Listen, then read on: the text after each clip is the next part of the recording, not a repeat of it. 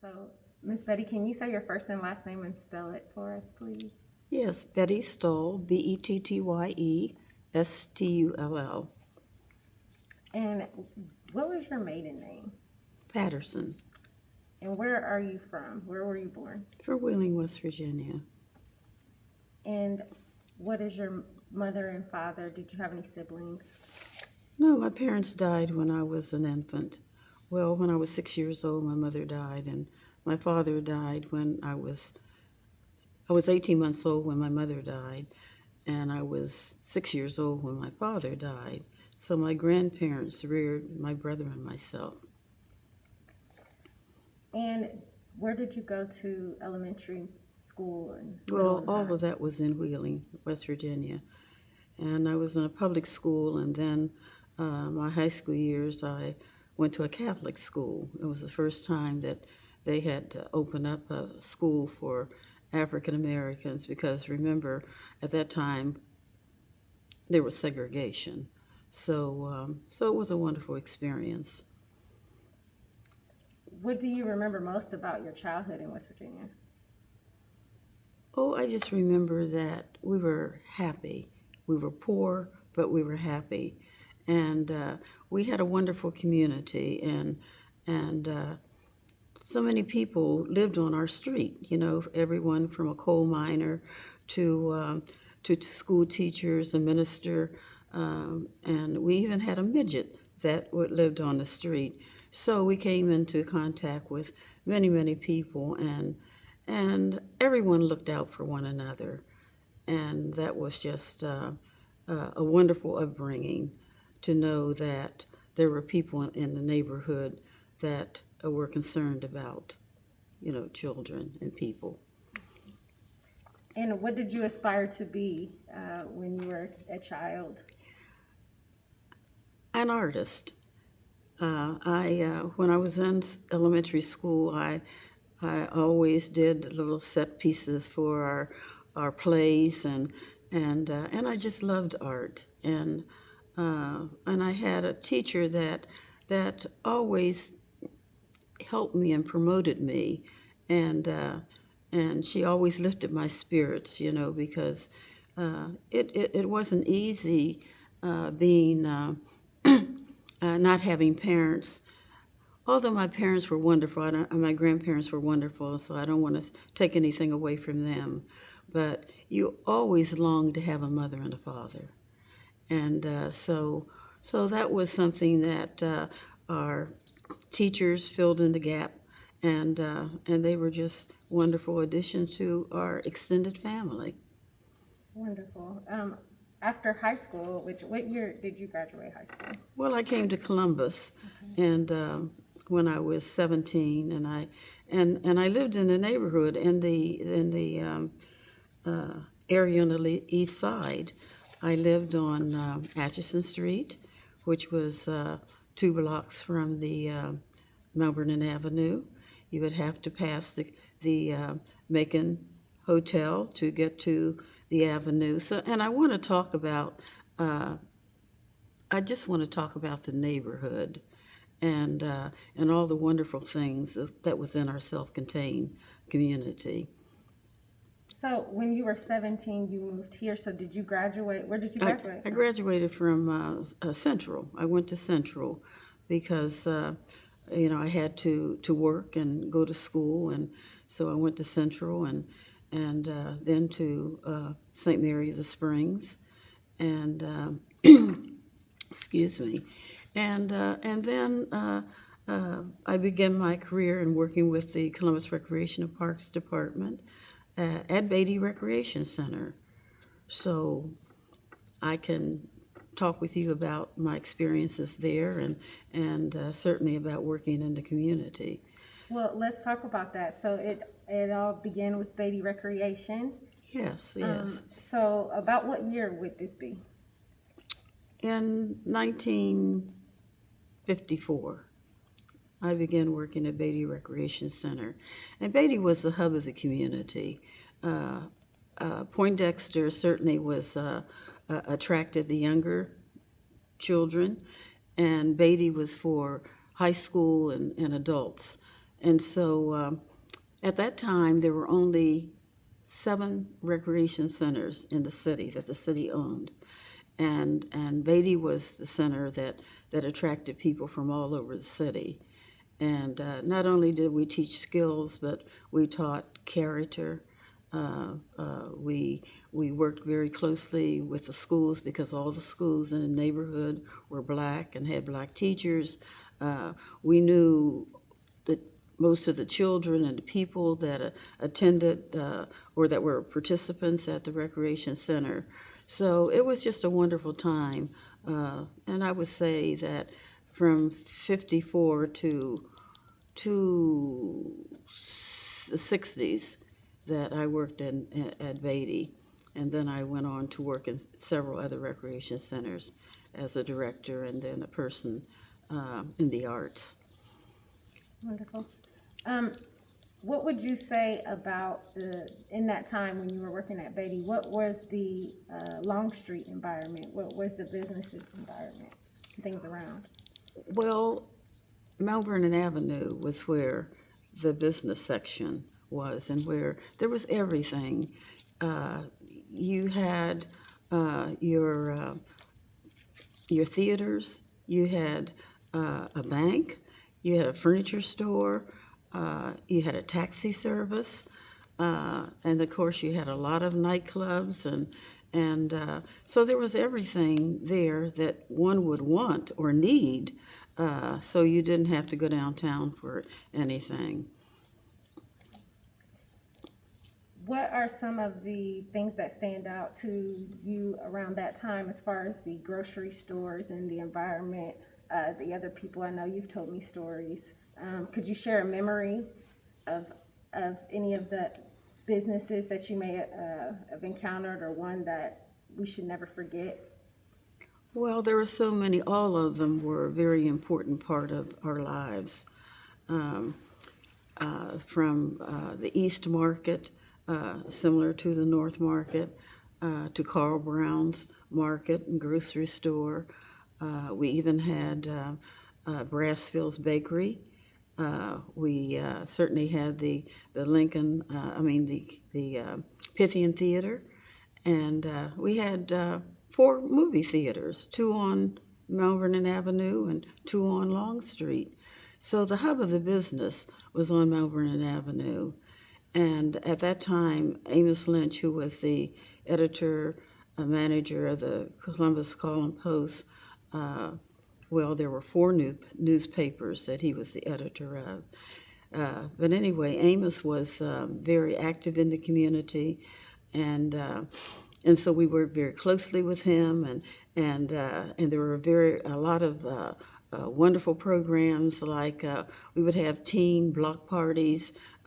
We would go to Franklin Park, which we called the People's Park, or our park, and we had the fireworks, Easter egg hunts. So all of those were community projects and programs that the entire community was involved in. That's wonderful. Miss Bettye, after working with the Recreation Center, how did you come to be the work at the King Arts Complex when you did? Well, I worked at the Columbus Recreation Department for 30 years, and I retired, and I just didn't want to do much of anything. And so someone told me that they were looking for someone at the Broad Street Presbyterian Church. So I went there, and I developed a program for the youth in the community.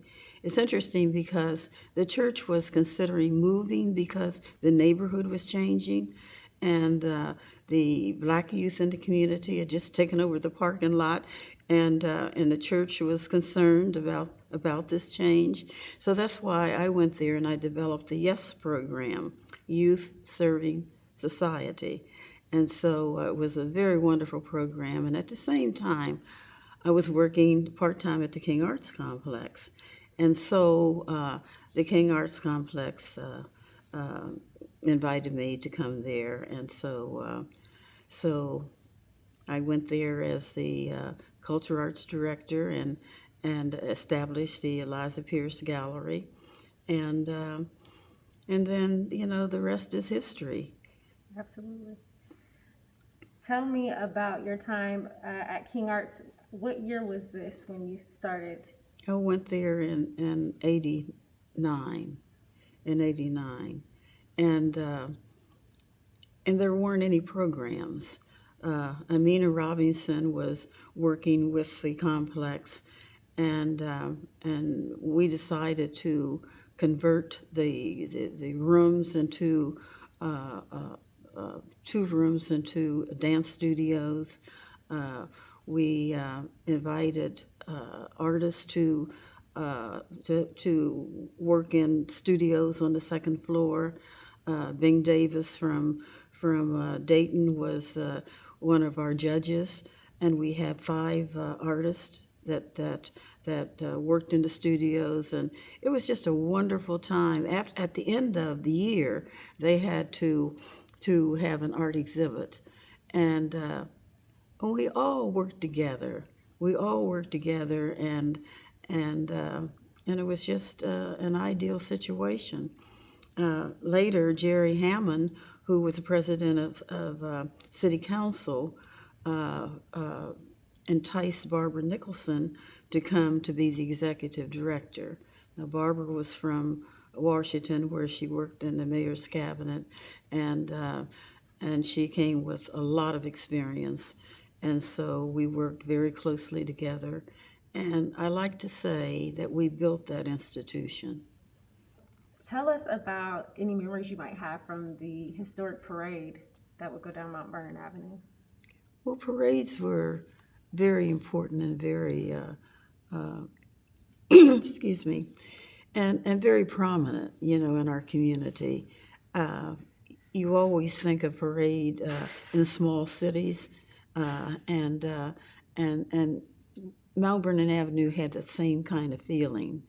And so William Richardson's father owned the bowling alley, and um, and he was an amateur photographer, and that famous picture of the parade was taken from his window. He was leaning out the window and took that photograph.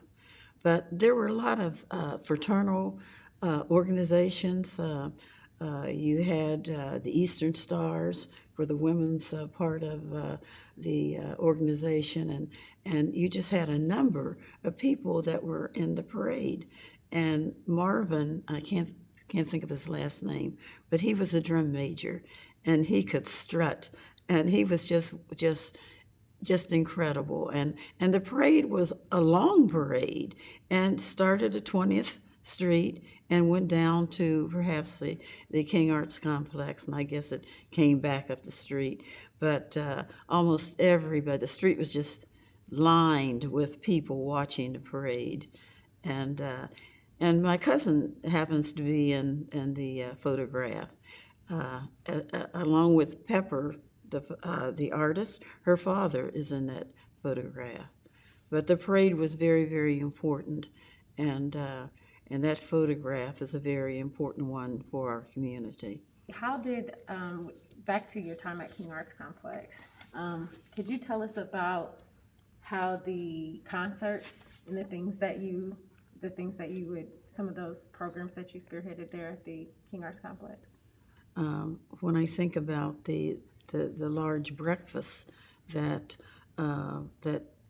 Shiloh and Amos Lynch created, and it was always downtown, and they just had hundreds of people attending the breakfast.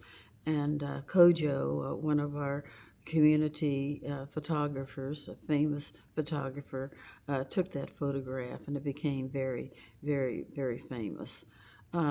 So one of the things that Amos said to me was, we have all these people coming downtown for the breakfast, and where do they go after the breakfast? And that was when we started the MLK Day. And so we had all kinds of programs. It was like an open house at the complex where we had poets and singers and the gallery was open, and they could just go from classroom to classroom. Upstairs we had the artist studios. They could visit those, and they just learned firsthand what we were doing in the community. So that was one of the programs, and it's still in existence at the complex.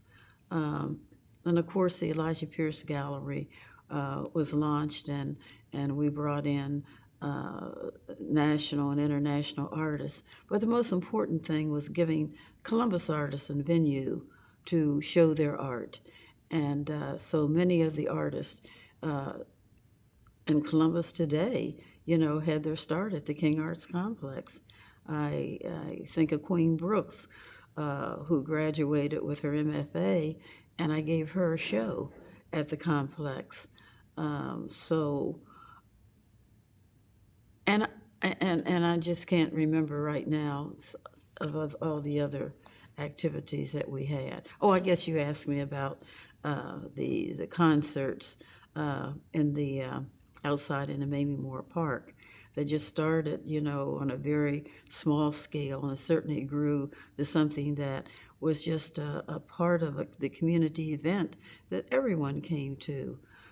We also had a jazz series because we looked at our area as a cradle of jazz, where we had so many of the artists that went on to become very famous, like Nancy Wilson and Gene Walker and of course later, Bobby Floyd. But then there was Jeanette Williams, who grew up in the area, and Mary McClendon. So we had so many wonderful artists that performed on our stage. And when I think about the theater, Donald Day's Theater, and I think about Tony Roseborough being a part of that. But they were wonderful performances, and we just never had anything like that since. Okay. So tell me about your part of the James Preston Poindexter Foundation. Can you tell me about what exactly that is, your perspective on what the Poindexter Foundation is? Well, I joined the Poindexter Foundation shortly after it was organized, and golly, we were meeting at Bethany Presbyterian Church, and we just had great hopes and dreams of becoming something much larger to highlight Reverend Poindexter for all the things that he did in the city, and the first African American man that wore so many hats. And so we decided that we wanted to have a museum out of the buildings, the two remaining buildings at Poindexter Village. And of course, Rita Smith spearheaded that. It took 8 years in the making for Metropolitan Housing to finally say that we will give you the two buildings, and so the rest is history, and we're just very fortunate to be a part of the Ohio History Connection, which I think is a big plus for us with all the resources that are available to us, and certainly with Shelby Harris Roseborough being our project manager and guiding us into the future. So that's what I think about the Poindexter project. Wonderful. I'm sure we want to know that. Okay, and now you just recently gotten a Hall of Fame star in front of the Lincoln Theater Award. Can you tell us a little bit about that honor and at the Lincoln Theater that you just received? Oh, the Lincoln Theater Walk of Fame was truly a highlight of my career. And they honored me for all the work that I've done in the community, for my work with the arts. And certainly I have as a curator at the King Arts Complex, and as an independent curator, have continued to do works in the community, having exhibitions in many of our prestigious galleries. And so that was the reason for the honor, and I was just thrilled to think that I'm on the walk with Gene Walker, Nancy Wilson, even Bobby Floyd, and all the others, because I knew them personally and worked with them personally, and that brings me to the point of the cultural wall on the Longstreet Bridge, because many of those artists are on the bridge, and that's a project that we work with ODOT, and of course it's the only one of its kind in the state of Ohio, and the works are, I mean, the art on the bridge is by photographs by Kojo, and when I say Kojo Kamu was one of our premier photographers in the city. And so the photographs are by Kojo, and then the woodcuts are by Larry Winston Collins. And so we looked at all the people who lived and worked in the East area. So it wasn't for first in the political realm, but it was people who worked in the community, contributed to the community, and so we just have. I think that we've captured just about everyone in the arts, including our schools, because we had all black schools that just did tremendous works. When you think of East High School and you think of the book that Will Haygood wrote on Tigerland, and there's just so much rich history in the East area of the city. Franklin Park was our park. Everyone lived in the neighborhood, went to Franklin Park, and so there were always rallies. There were performances. Of course, there were picnics, and then later it became like a drive-through. That cars would come and to show off their cars, and people would just have a good time.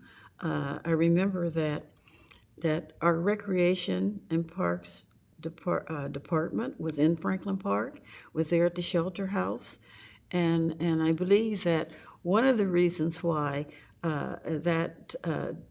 they shut down the park was because you couldn't get through from one side to the other for the cars. And because everybody would be out talking to people in the cars, and it was just moving like two minutes, at a time. And so but the park was very, very important, just a meeting place, And of course, East High School was there, and all the students from East High School would go to the park, and it was a place to show off, and not only to show off their cars, but to show off themselves, and it was just a great time. Or were there other public places like that you can think of where we could gather, and we would often gather like that in the parks or anything like that? No, but that reminds me of Kojo. At Mount Vernon Avenue, on the corner was the focal point, and behind those storefronts, there's a large space, and we would have our art festival there, because at one time blacks weren't invited into the arts festival downtown. And so that was when Kojo decided to have our own arts festival. And we did, we had everything there. We had performances in that open area.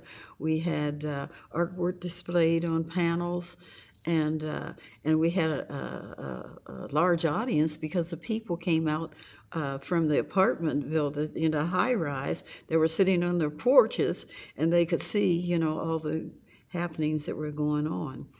And then one of the famous sculptures is there by Mel Edwards, a New York artist, and that was the first time we had a New York artist to have a sculpture in the east area of the city. So, but that was another area where we congregated, and of course, the Mamie Moore Park. That was a great space, and there were many activities that went on in the park, and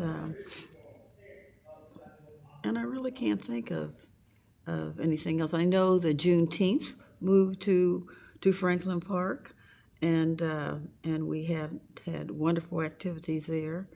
Of course, that was after AmeriFlora.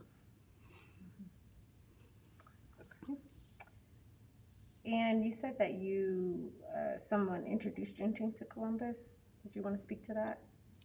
Well, Rodney, all these people came from out of town. Rodney had worked in the civil rights movement in Chicago, and so he came to work at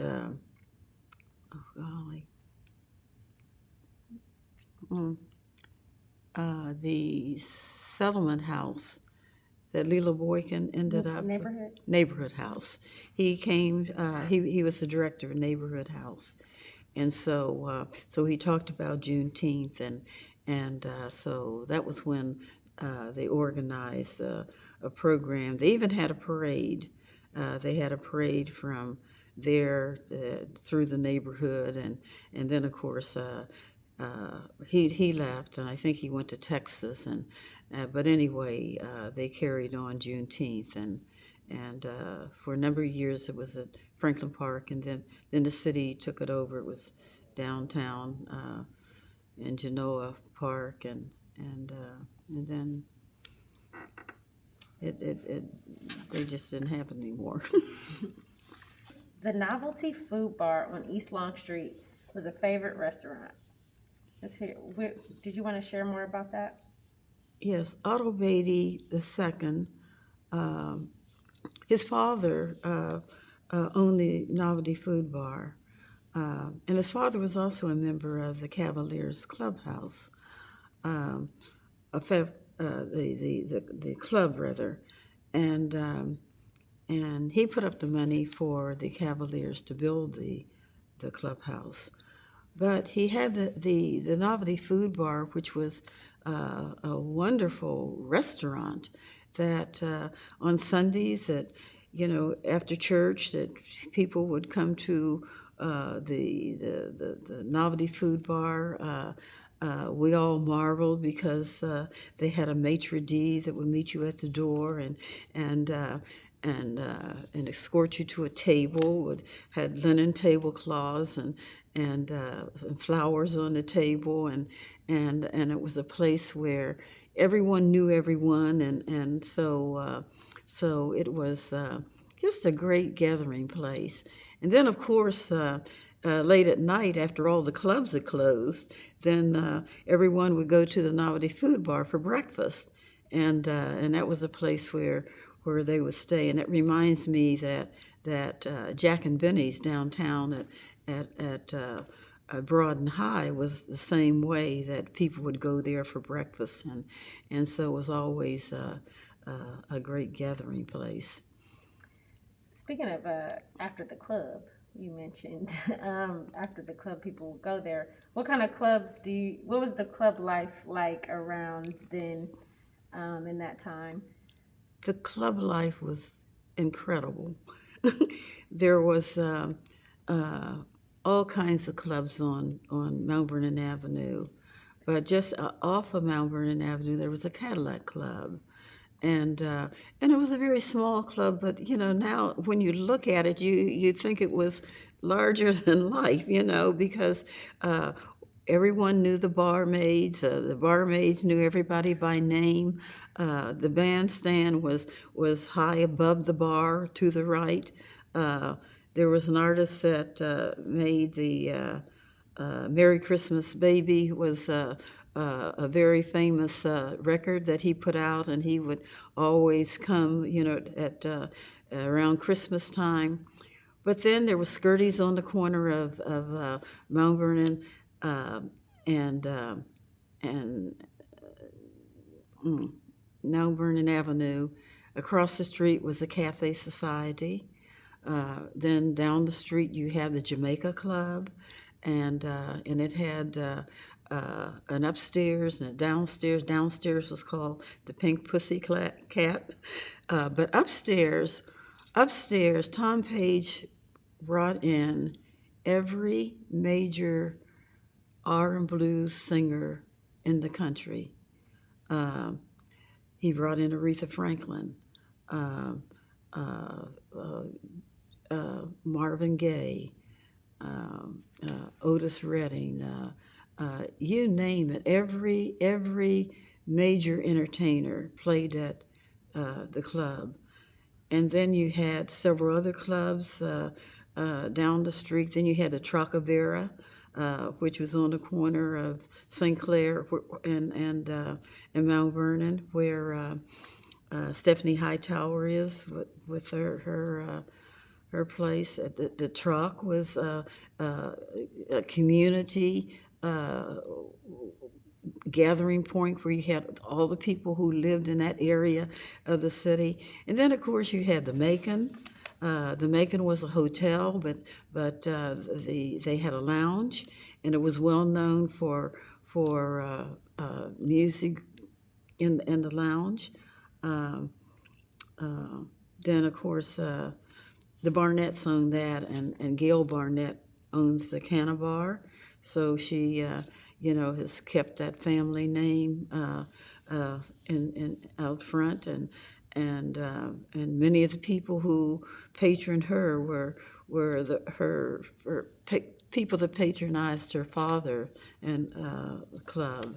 So there were many clubs. Then you had the Club Regal, which was on Long Street, across the street from the Lincoln. You had the Lincoln. And then you had, and golly, just a number of clubs. The Belmont Club, which was on the corner of 17th and Long Street. You had the Belmont Club, which was there across the freeway where the wall is located. So you had all that strip had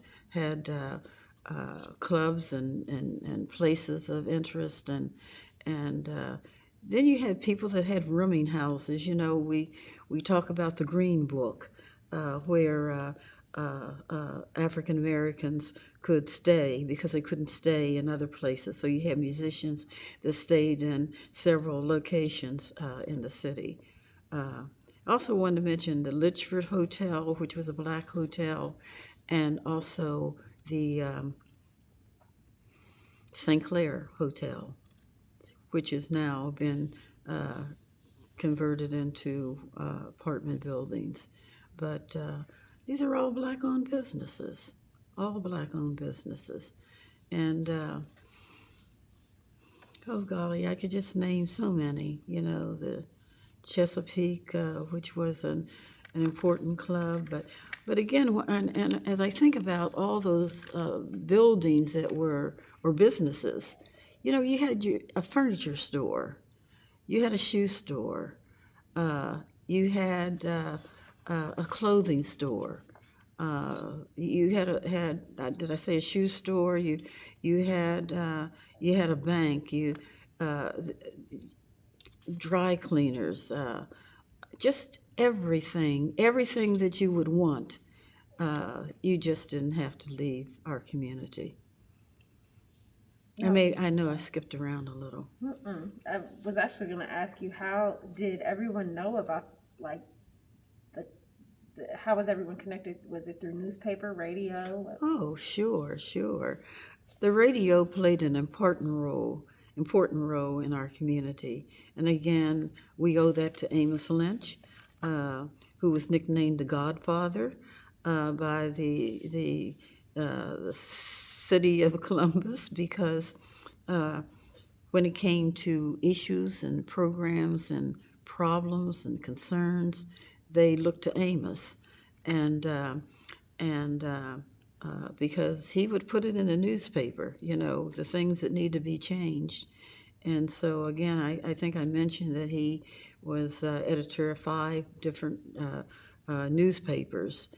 And so then we had WBKO, our radio station, where we had Eddie Castleberry, who came from the East. He recruited Bill Moss and Les Brown, and we had Kurt Bishop. But the radio station informed the community about everything that was happening in the community, good or bad. And when there were incidents that happened, and I remember the incident that happened at the Kahiki restaurant, which was a very beautiful restaurant that was out on East Broad Street, and so an altercation took place because there was a dispute about some money or something like that. And of course, Les Brown put it on the air, and we boycotted the Kahiki. I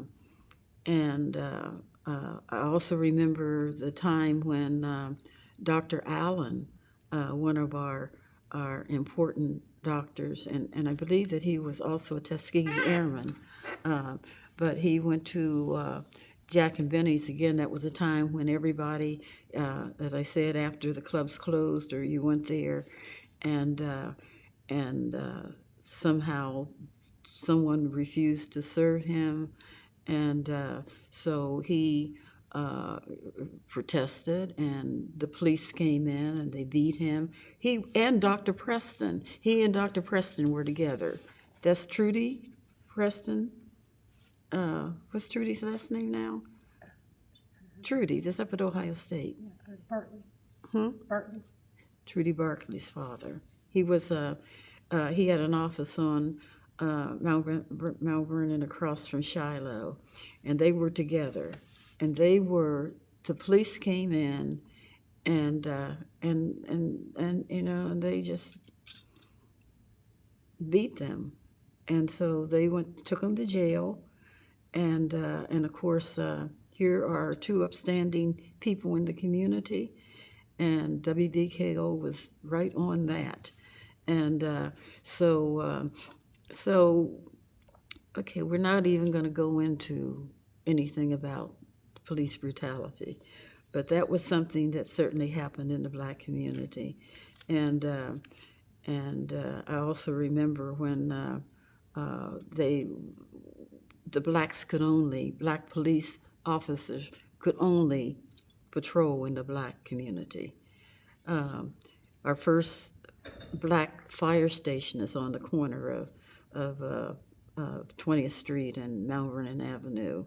The station that's right. That's remained there. But next to that was a Singletary grocery store, the first of its kind for a Black-owned, and it was like a Kroger's. They had everything, fresh. Everything was fresh, naturally, but they had flowers and just it was just a wonderful place. So again, there's just wonderful, wonderful community.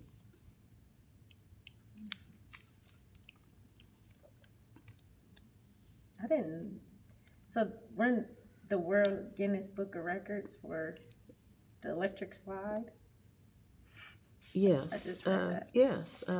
It was, what did I say? You want to tell us about how the Coming Home was a World Guinness Book record, electric slide record? The Coming Home was the brainchild of Lawrence All, who is still working in the community.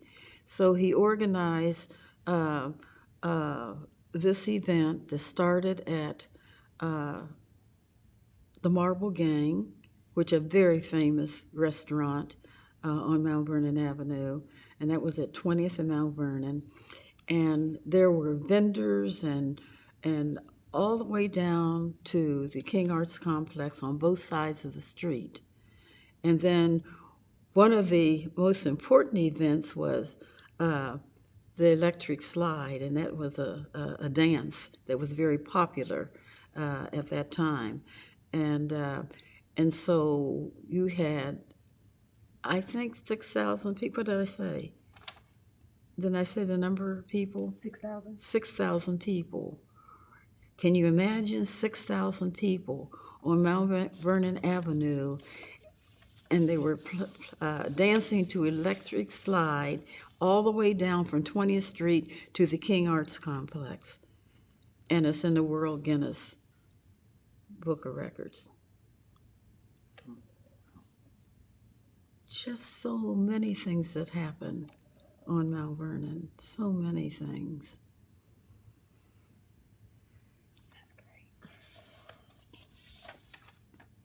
Did all of the clubs you were talking about, did most of them have live music? Were they all live music clubs, or did they have different things? The Cadillac had live music. The Jamaica was the most famous and the most important club because that brought in national entertainers. You may have a solo artist in a smaller club. And I'm thinking that, the Macon had entertainment. But yet, they would only have maybe a trio in the club. Did you have a favorite? Oh, sure, the Jamaica Club. Yes, yes. I remember wanting to see Marvin Gaye. I loved Marvin Gaye. And my friend and I, Willa Valdez, and I had to go to the back and go up the fire escape for the person to let us in, because they would have a long line, a line coming down the stairs to the street level from that point to down a block long to 20th Street, and then going the opposite direction all the way down to Miami, and that's just the way it was. And seeing those entertainers, like I said, Aretha Franklin, and and I just loved her so much.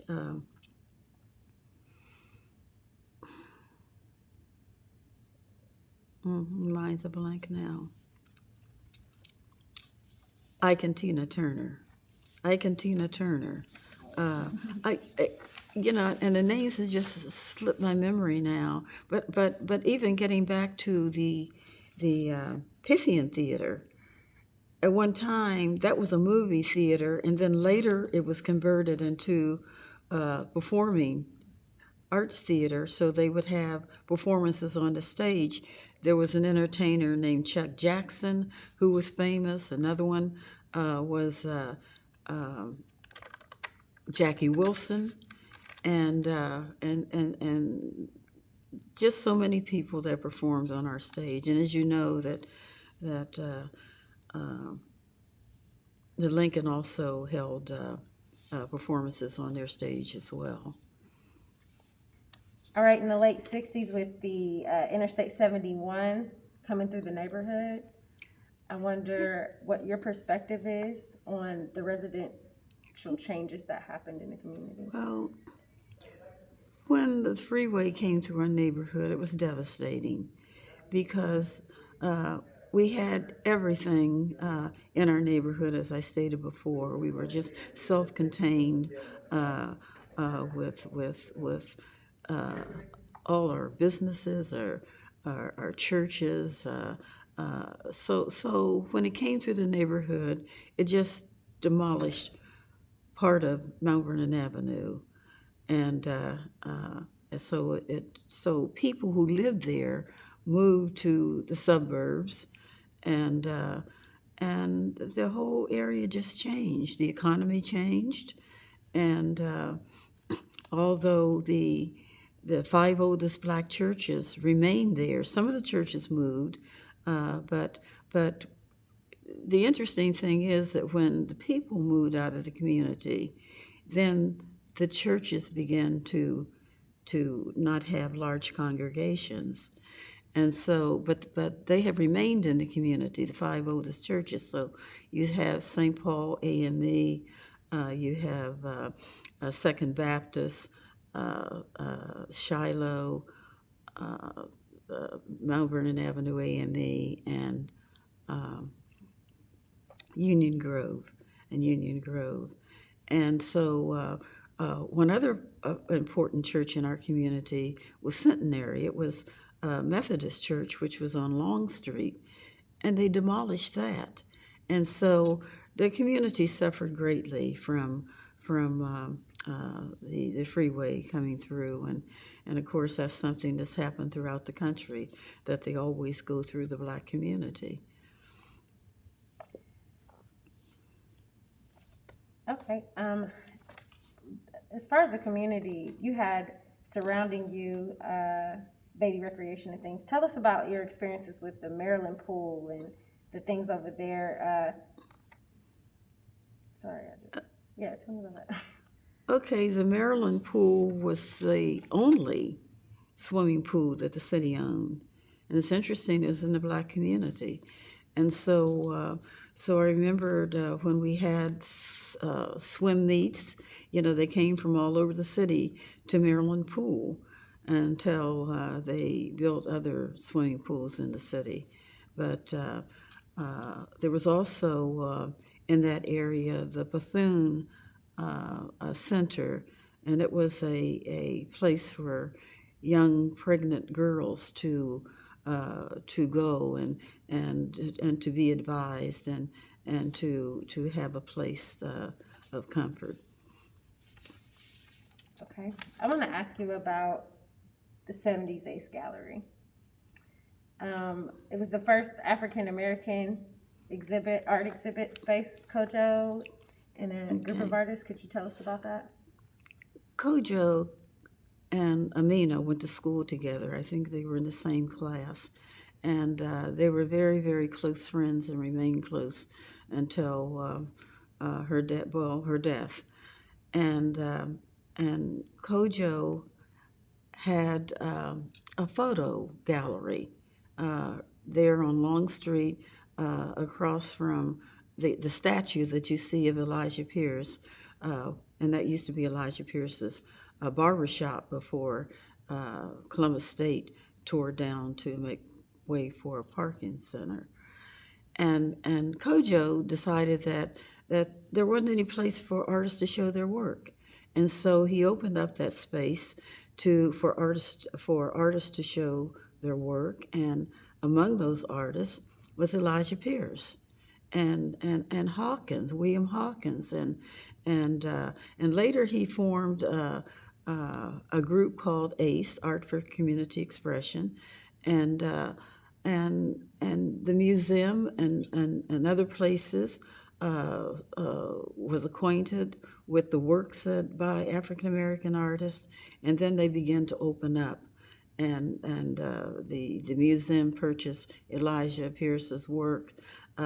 Other than that, they just did not have any knowledge of the black artists. Roman Johnson is another one, that studied with Emerson Burkhart and certainly had a long reputation as an artist.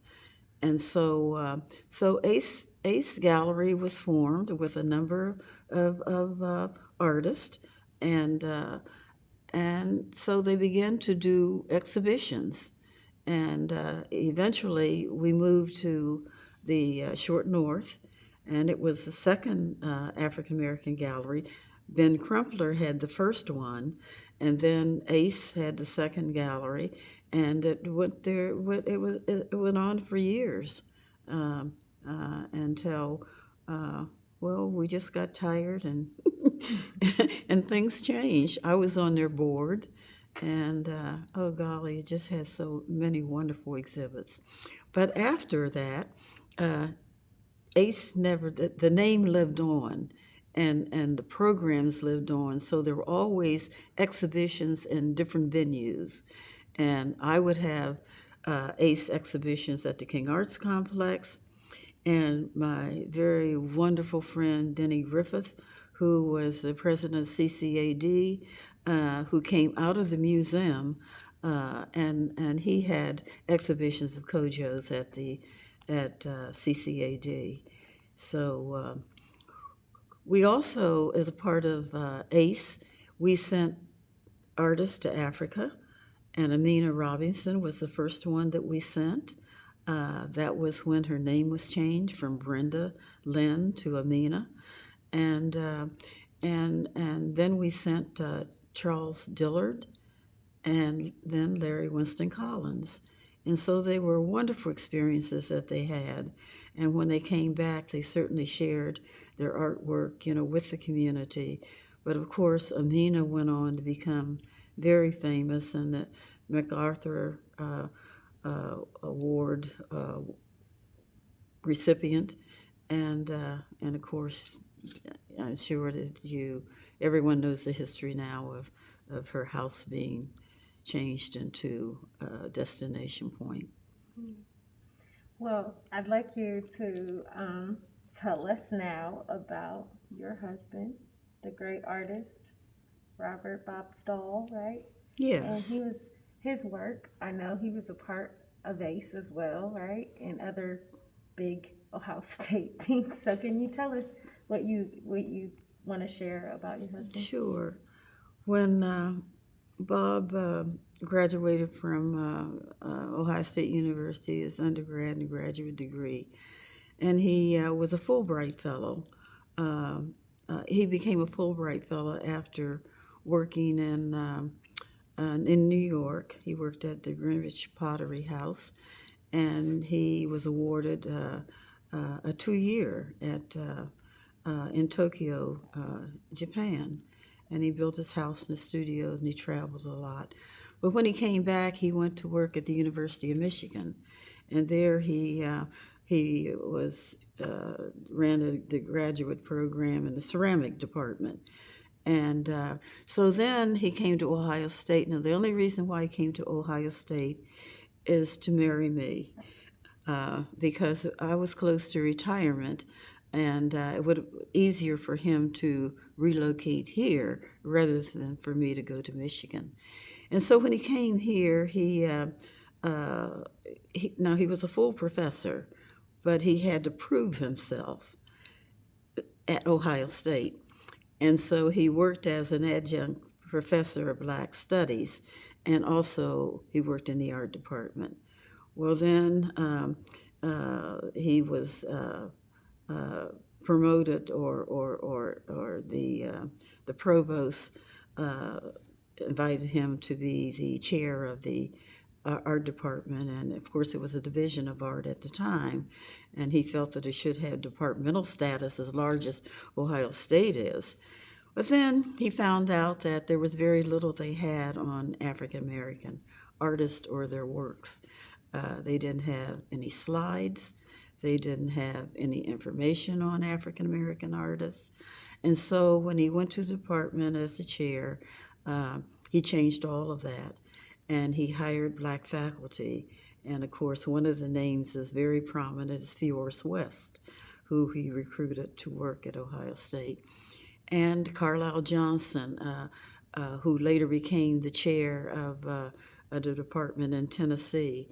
But the arts, I would like to say that the Black arts movement began with Bob, because African American artists didn't know anything about, they didn't have the history, so they didn't know anything about the artists. So he brought visiting professors to Ohio State. And I'd like to say that I carried on what he left, and bringing those artists, same artists and people to the complex. But Bob's work has traveled throughout the world. One piece traveled to major museums in Europe, and golly, he just has an incredible resume of all the things that he did. When he was at the University of Michigan, every graduate student that he had, he got them into a major university. That's unheard of. That's unheard of. They just don't do that now. You know, teaching has changed so much. Like I say, medicine has changed. You just don't have, I think, professors taking that vested interest and going that extra mile to do things to help the students. And that's what you're there for. He also was responsible for the Jesse Owens Memorial at outside of the stadium. They wanted to do a memorial to Jesse Owens, and as you know, that he couldn't live on campus because he was black, and so they felt that they wanted to make up for something, you know, in honor of him. So they wanted to do a statue, and Bob said there's more to the man than just a statue, and so he created this idea of having a memorial, and he recruited Curtis Patterson, a well-known artist from Atlanta, and of course it's a black concept. It's in shapes of pyramids, and you can go in and out, and there are quotations by Jesse Owens. So it's really a wonderful tribute, and I don't think that many people realize the importance of that. You know, we put up monuments or we do things, and after a few years, we forget all about it. So Thanks for sharing that. Okay. So can you tell me about a little bit more about him? Is he from Columbus? I mean, from Michigan? no, Bob is from Springfield, Ohio. And Springfield has produced some wonderful artists as well. You know, when you think of John Legend and his father, and then at that time, they when Bob was, you know, later, they had a black mayor. They had a black chief of police, who was his uncle. They was known for their high school. His nephew was a band leader, and so he's from Springfield, and came from a family that was poor like all of us. You know, we all were poor, but we really didn't realize that we were poor. But anyway, his parents reared him and his siblings to become whatever they wanted to be. At first, when Bob went to Ohio State, he was in architecture, and he decided that he just didn't want to do that. So when his brother entered Ohio State, he majored in architecture, and as a result, he had a full ride to Harvard, and Boston has many of his architectural structures.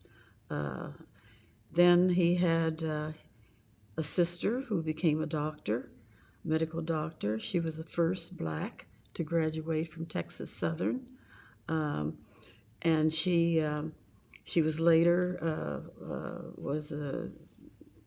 gave the address to the student body. His youngest sister worked with in D.C. with minority groups. So she was one of the co-founder of Studio Museum of Harlem, along with Miller Ryder. And you know, these are people from right here in Columbus, and of course from right here in Springfield.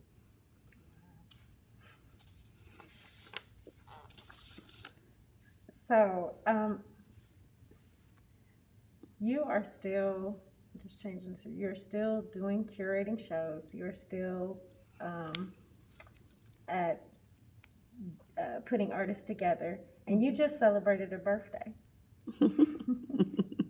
As you reflect in the birthday time, as you reflected, what is some of your greatest accomplishments? Some of the things that really stand out to you in your career?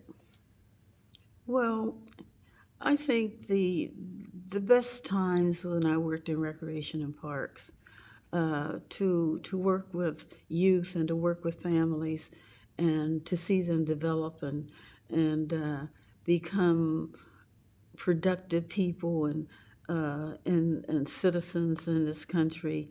And they were a part of my 90th birthday celebration, which I was just so proud to see how they have grown and what they've done with their lives. And they tell me oftentimes that, Miss Stowe, I didn't realize what you were saying to me, but you saved my life, or you changed my life. And so recreation and parks was very important. Then, of course, the King Arts Complex was important as well, because I served 25 years there, and to see an institution grow, and to see so many people come out of the complex from all the programs that we had, the educational programs, the dance programs. It was just the highlight of my career. And then as I left, I said, well, I can't sit down and not do anything. So I became an independent curator, and I've been very successful with that. We had this wonderful program when the city celebrated the Harlem Renaissance, and I had the program at Ohio Wesleyan, and it was in all of the galleries, and it was titled Yesterday, Today, Tomorrow, and it was honoring our yesterday's artists and today's artists and our future artists, which are the new millenniums that are coming along. And it's good for them to see, who these people were. We talk about, we stand on the shoulders of our ancestors, and it's often said, I don't know whether they know what that means, but that is important. So yes, I celebrated my 90th birthday, and it was just such an honor to have so many people from my past to celebrate with me, and golly, all the way from recreation and parks to the King Arts Complex. And it was just wonderful to see the staff, our old staff, to come and be a part of the celebration. Okay, you're putting a lot of time and effort into the Poindexter Museum project. I wondered what it is that you might want to say to those that get to see the museum in the future as they, make their steps into the future, which we don't know what that holds, but you have an idea of that. What would you say to those folks looking at the museum? Well, I want them to know our history, and so many don't know our history, and I'm becoming very much aware of the young people that have moved to this city, because we don't seem to have people from the city that are doing things. I'm just so proud of the Maroon Arts Group, which is comprised of a lot of young artists who have come who have come here to go to CCAD, and they have stayed. And I think the Black Lives Matters has brought attention to so many things, and so we have young people with a consciousness. I want to see the museum bring that kind of information to everyone. It's not just, certainly it's a Black museum and a learning center, and I think the important part of it is the learning center where they can come and learn about Columbus and all the contributions that people in Columbus have made. And certainly there are far more than I have named. I could go back and named all those people with the Vanguard Guild and Model Cities, with Tom Dillard, and it's just so many people that made such significant contributions. I want to see all of those things. I want to see the Buffalo Soldiers. I want people to know about them. I want to know about all the contributions that we have made in every area of the city. And I believe that we can do that with the museum and the Learning Center.